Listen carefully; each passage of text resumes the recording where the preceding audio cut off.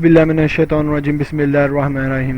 मैं अपने तमाम सब्सक्राइबर को और नॉन सब्सक्राइबर को अपने चैनल में वेलकम करता हूं, अपने यूट्यूब चैनल वीवीदुरमान में वेलकम करता हूं।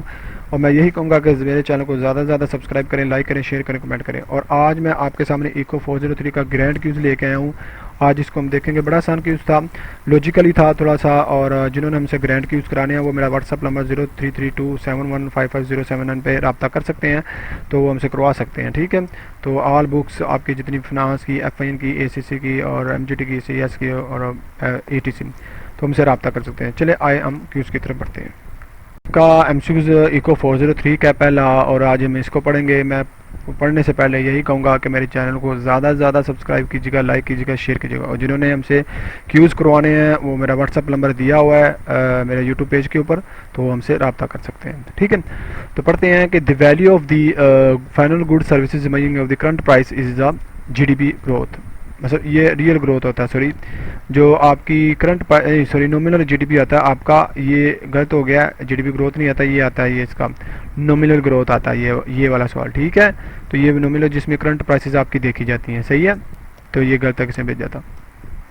विच of the following are included in investment. Investment में सारी चीज़ें आ जाती है, बिजनेस फिक्स इन्वेस्टमेंट भी आ जाती है, फिक्स इन्वेस्टमेंट भी आ जाती है, रेजुलेशन जिसे कहते हैं इन्वेंट्री इन्वेस्टमेंट भी आ जाती है, और ऑल ऑफ गिव ऑप्शन है ये सबका। Food is an example of, किसकी एग्जाम्पल है, ये आपकी नॉन ट्रबल गुड्स की एग्जाम्पल है। ठीक है, इकोनॉमिक्स में तो आसान सा था, इतना मुश्किल नहीं था।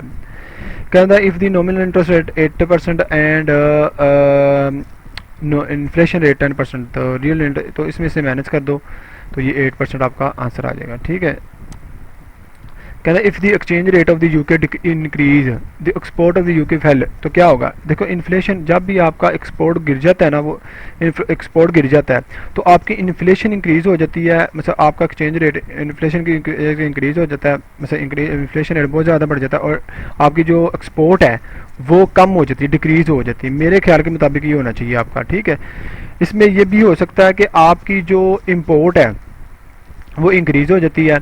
ठीक है, और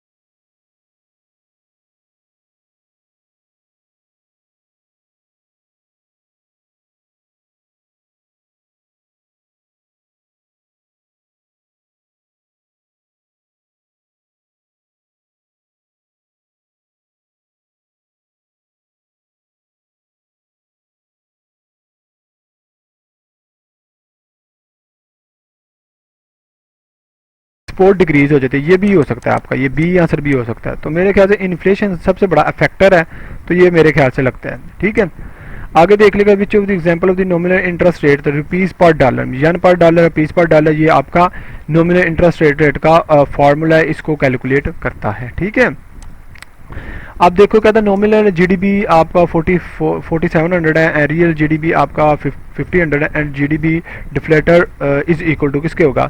तो ये इसका क्या होगा कि इसका फार्मूला है nominal GDP divided by real GDP। ठीक है, तो मल्टीप्लाई 100, तो ये आपका आंसर ये होगा। सही है, कहता computer is the example of the trouble goods हैं। ट्रबल गुड्स है, नॉन ट्रबल नहीं हो सकती, ट्रबल गुड्स की शक्ल में आ सकती है, या हमारी ट्रांसफर गुड्स भी हो सकती हैं, लेकिन ट्रबल गुड्स आपकी बेटर ऑप्शन है। ठीक है, नॉन ट्रबल आपकी फूड्स है। कहता which of the kind economics deal with issue such are the exchange rate, government budget beneficial in surplus.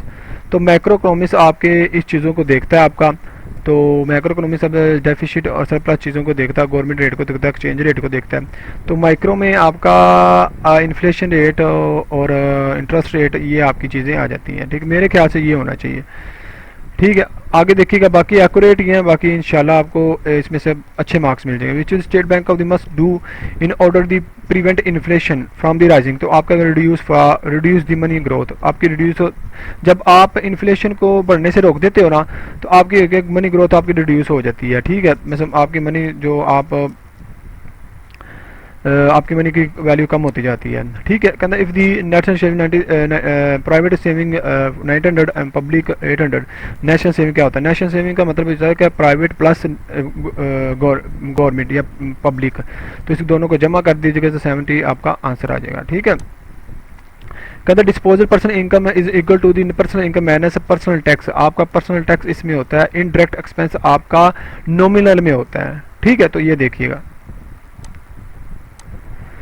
कहता है nominal GDP is measure in the dash price well real GDP measure in dash price. मतलब आपका nominal major करता है current price को और real आपका करता है कांस्टेंट को, ठीक है। ये दोनों चीजें यहाँ पर पीछे भी एक सवाल आया था इस तरह का, तो आपका करंट को करता है नॉमिनल और आपका रियल करता है कांस्टेंट करता है, ठीक। तो ये आंसर होगा आपका। कहता है Y is equal to 100 and domestic spending goods of the servicing C plus Y plus I G 700। तो एन आई नेट एक्सपोर्ट निकालनी है, तो नेट एक्सपोर्ट का फार्मूला है Y is equal to C plus I plus G. तो C plus I G 700 है, 100 इधर आके माइनस हो जाएगा, तो 1000 ज्यादा है, तो आपका नेट सेविंग माइनस में आएगा 300, ठीक है।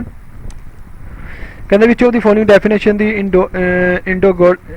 इंडोजीनियस वेरिएबल है। तो आपका variable from the outside model होता है, या वेरिएबल आउटसाइड मैनेजमेंट। अच्छा, इसमें एक और मुझे लगता है, जहाँ तक मुझे लगता है वो ये लगता है कि वेरिएबल डिटरमिन द मॉडल में से ये भी मुझे लगता था, लेकिन बेस्ट ऑप्शन आपका ये है, मेरे ख्याल के मतलब बेस्ट ऑप्शन यही सही होगा, ठीक है।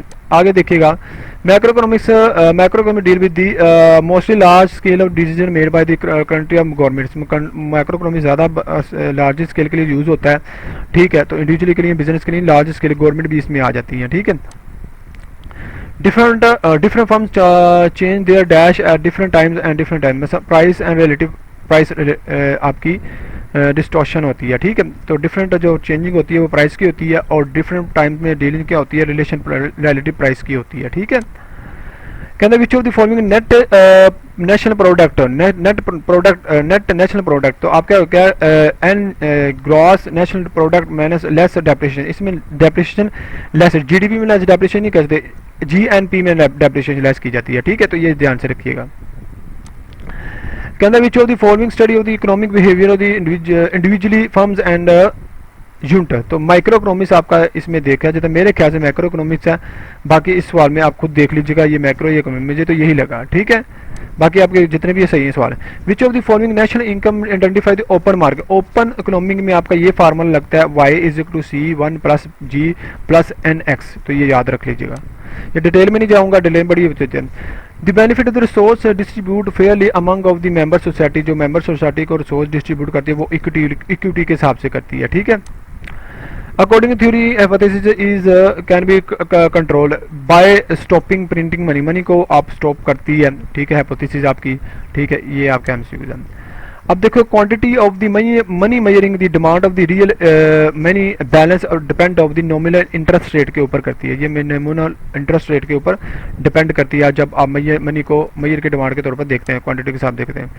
सर्कल फ्लो क्या आता है? सर्कल फ्लो एक होता है जो फर्म फिनिश गुड करती है हाउस लैंड के लिए, ठीक। हाउस लैंड ये फर्म हाउस लैंड के लिए करती है ज्यादातर, तो firm by finish from the house land, ठीक है। अब देखो इसमें the firm of the person firm action आया the well being of the bystander. जो बाय स्टैंडर्ड को देखते हैं वो एक्सटर्नलिटी देखती है, ठीक है। इसका ये सैंपल सा सवाल है, तो ये आपका आंसर आ जाएगा।